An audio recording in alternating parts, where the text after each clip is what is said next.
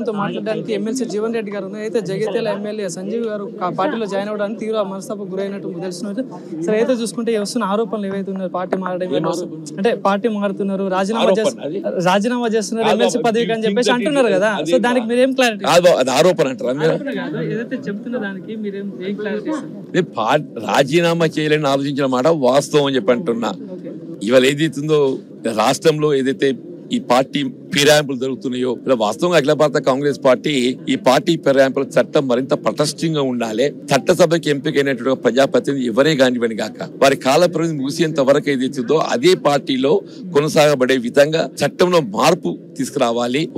దానికి భిన్నంగా ప్రవర్తించినట్టయితే సభ్యత్వ రద్దు చేయబడే విధంగా కూడా చట్టం మేము మార్పు తీసుకుని భావించినాం పేర్కొన్నాం. దానికి భిన్నంగా ఇక్కడ కొంత నడిచే బాధ అది పర్టికులర్లీ జగిత్యాల జరిగే వరకల్లా from where earlier I was represented నాకు కొంత బాధ కలిగింది. మనస్తాపానికి గురైన నేను దానికి ఏదైతుందో కొంత ఆ మనస్తాపంతో ఏదైతున్నదో ఇవాళ నాకు జరిగిన గౌరవాన్ని భంగం వాటిని చెప్పి నేను భావిస్తున్నానో దాన్ని నిలబెట్టుకోవడానికి వరకు నేను శాసనమండలి సభ్యులు రాజీనామా చేయాలని చెప్పి భావిస్తున్నా.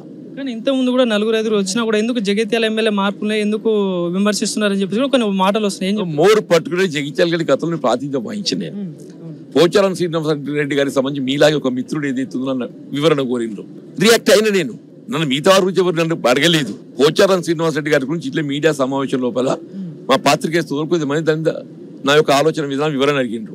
అప్పుడు అప్పుడే వ్యక్తం చేసి నేను ఇట్స్ నాట్ కరెక్ట్ అని చెప్పాను. సో ఏదైతే పట్టభద్రులు మిమ్మల్ని గెలిపించారు సార్ ఏదైతే చూసుకుంటే ఇప్పుడు మీరు వచ్చిన ఆరోపణలు వాళ్ళకి ఏం చెప్పదలుచుకున్నారు మిమ్మల్ని గెలిపించిన అంటే ఏదైతే వస్తున్న ఆరోపణ మీరు చెప్పండి ఏదైతే మిమ్మల్ని గెలిపించిన పట్టభద్రులు